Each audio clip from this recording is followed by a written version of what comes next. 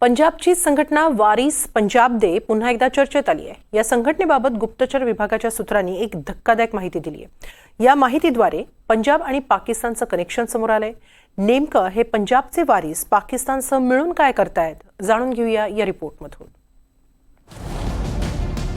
वारिस पंजाब दे म्हणजेच पंजाबचे वारसदार या संघटनेबाबत एक धक्कादायक माहिती समोर आली आहे। वारिस पंजाब देला भारत विरोधी कारवायांसाठी चक्क विदेशी सैन्याकडून पैसा पुरवला जातोय आणि हा पैसा दुसरं तिसरं कुणी नाही तर शेजारी राष्ट्र पाकिस्तानच्या ISI कडून दिला जातोय आणि वारिस पंजाब दे तर्फे हा पैसा स्वीकारला जातोय तो या संघटनेचा प्रमुख अमृतपाल सिंगची बायको किरणदीप कडून। भारतीय गुप्तचर विभागाला या संदर्भात काही माहिती मिळाली आहे। खलिस्तान समर्थक आणि वारिस दे पंजाब या दहशतवादी संघटनेचा प्रमुख अमृतपाल सिंग याची पत्नी किरणदीप कौर हिचा लग्नाच्या आधी सुद्धा बब्बर खालसा इंटरनॅशनल या दहशतवादी संघटनेशी संबंध राहिलेला आहे।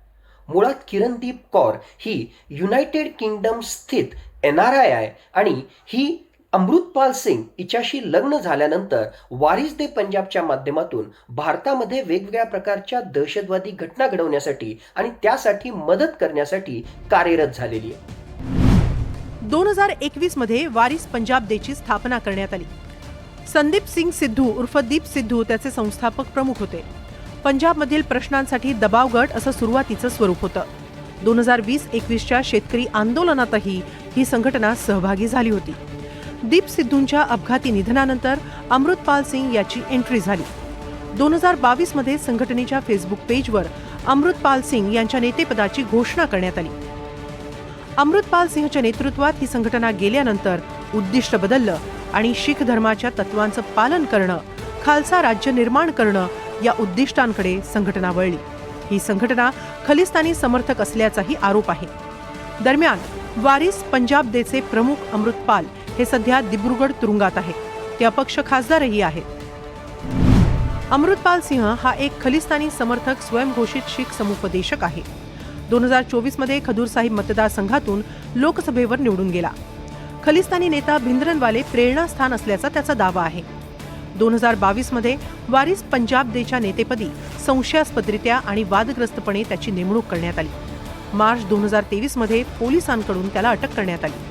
दिब्रुगडच्या तुरुंगातूनच 2024ची लोकसभा लढला आणि जिंकला।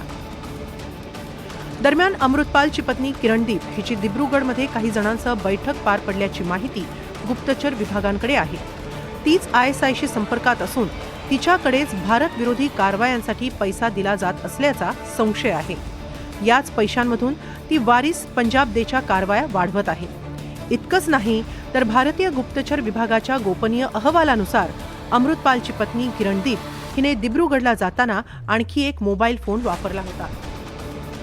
गुप्तचर विभागाच्या माहितीनुसार किरणदीप ज्या व्यक्तीचा मोबाईल फोन वापरत होती तो दिब्रुगडमधील एका धार्मिक स्थळाशी संबंधित आहे। ही माहिती समोर आल्यानंतर आता पुन्हा एकदा भारतीय गुप्तचर यंत्रणांनी वारिस पंजाब देवरील आपला पहारा वाढवलाय। कालच पंजाब पोलिसांनी अमृतपाल आणि खलिस्तानी दहशतवादी अर्श दलासह पंजाबमधील एका गुन्हेगारी प्रकरणात UAPA लागू केलाय, तर याआधीही अमृतपालवर NSA ही लावण्यात आला होता। Bureau report, NDTV Marathi.